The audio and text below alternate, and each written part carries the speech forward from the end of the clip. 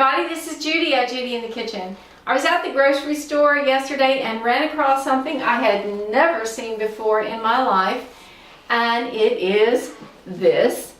And this is a dragon fruit. I have never seen one, never heard of it before. Now I'm sure there's people out there who are very familiar with it, but it was new to me. I couldn't resist. I had to go ahead and buy it and share it with everyone else, and you may or may not be familiar with it.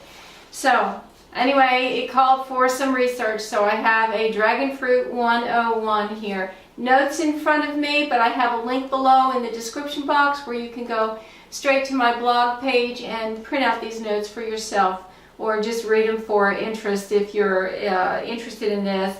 I understand that they are available at Asian markets.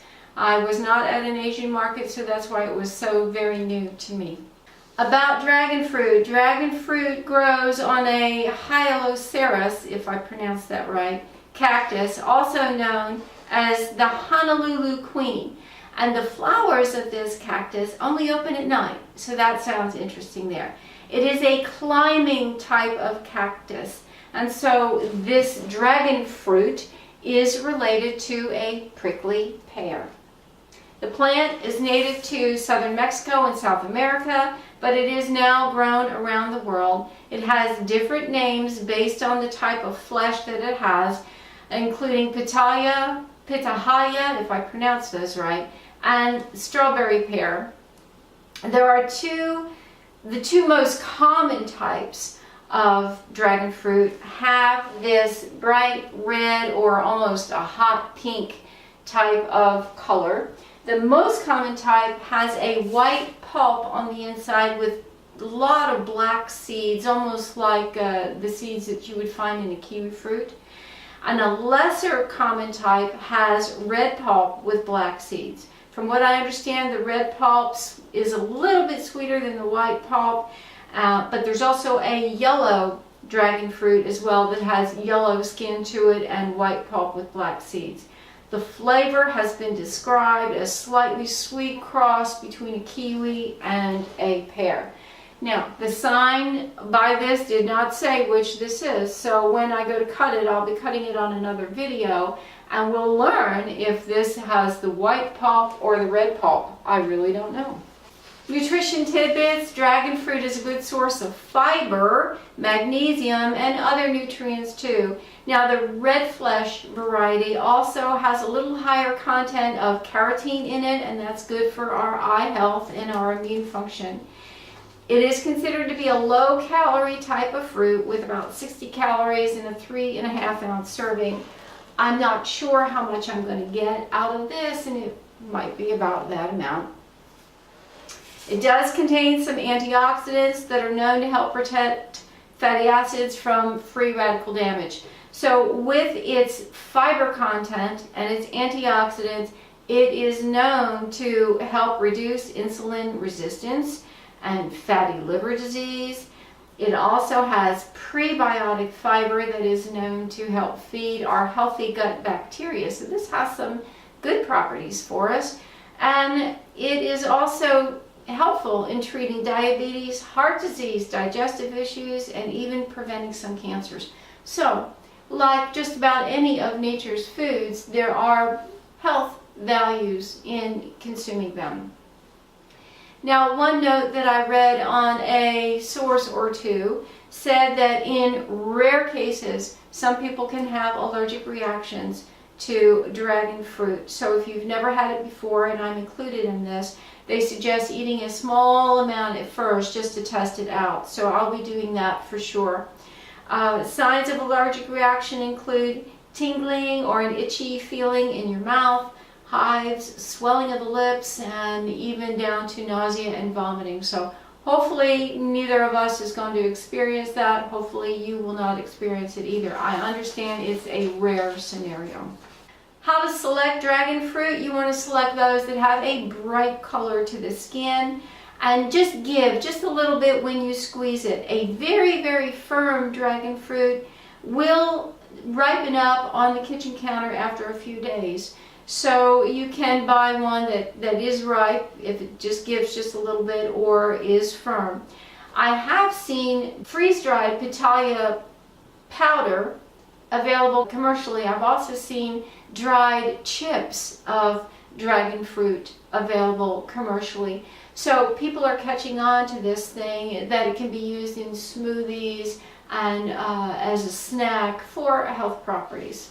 How to store your dragon fruit? Well, if you buy one that is not ripe, you do want to store it on the counter for a few days until it ripens up. Or you could keep even a ripe one on the counter for just a few days. But once it really starts to ripen, you do need to put it in a plastic bag in the refrigerator and use it up as quickly as you can. There's not a long life to these things. How to preserve your dragon fruit? Once you cut it, you really need to eat it. If you need to store it, you would wrap it up and put it in a tightly sealed container, obviously in the refrigerator, but it will only keep like that for a day or so. So really, when you cut it, it's best to just go ahead and eat it, or if you're going to store it, you cannot store it for long. Once it starts to turn brown or get mushy, it is time to throw it away. And unfortunately, this was not cheap. It was pretty expensive in my book, so I would advise you to not try to store it for very long, because you don't want to have to throw it away. How to prepare your dragon fruit?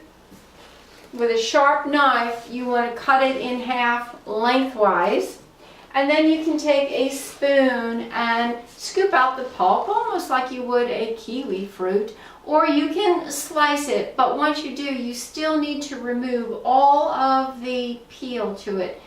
The peeling is not edible, so you want to make sure that you do not eat any of the peel. But the pulp on the inside, whether it's white or red, is, from what I understand, delicious and very, very edible.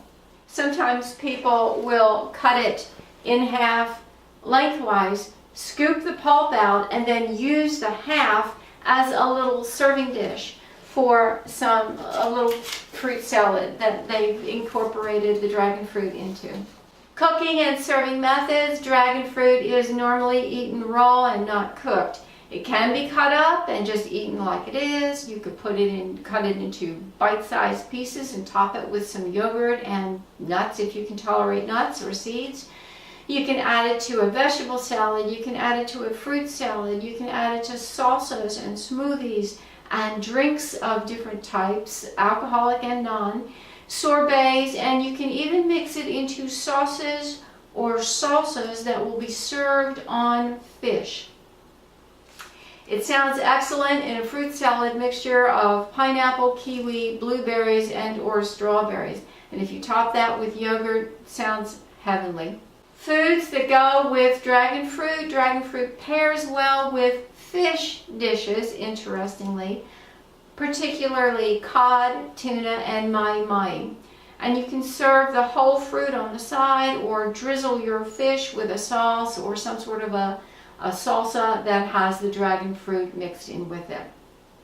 It also goes well with lemon, mango, strawberry, milk or yogurt, chia seeds, and even in a topping for pancakes. Oh, that sounds yummy. Recipe links. I do have some below in the notes that can help you figure out what to do with this strange fruit that you may have never had before.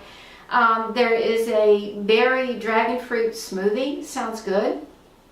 When I was checking this out at the store, the cashier said, oh, when she saw it, she says, oh, this is delicious. I used to eat those all the time in a smoothie with mango. So there's a personal testimony for you, not from me, but from one who was very, very familiar with the dragon fruit. Another link here is 9 healthy and creative dragon fruit recipes. Atlantic cod with dragon fruit, sounds good. Fajita spiced shrimp tacos with dragon fruit salsa. And dragon fruit and guava popsicles, sounds good. And dragon fruit tastes amazing in these 23 fruity recipes, and then there's some other links as well. So I did find some interesting things that you can do with the dragon fruit.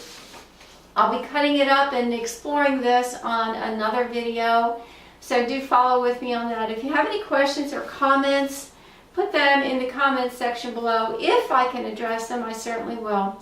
This is Judy at Judi in the Kitchen. Don't be afraid to try something new. Have a great day.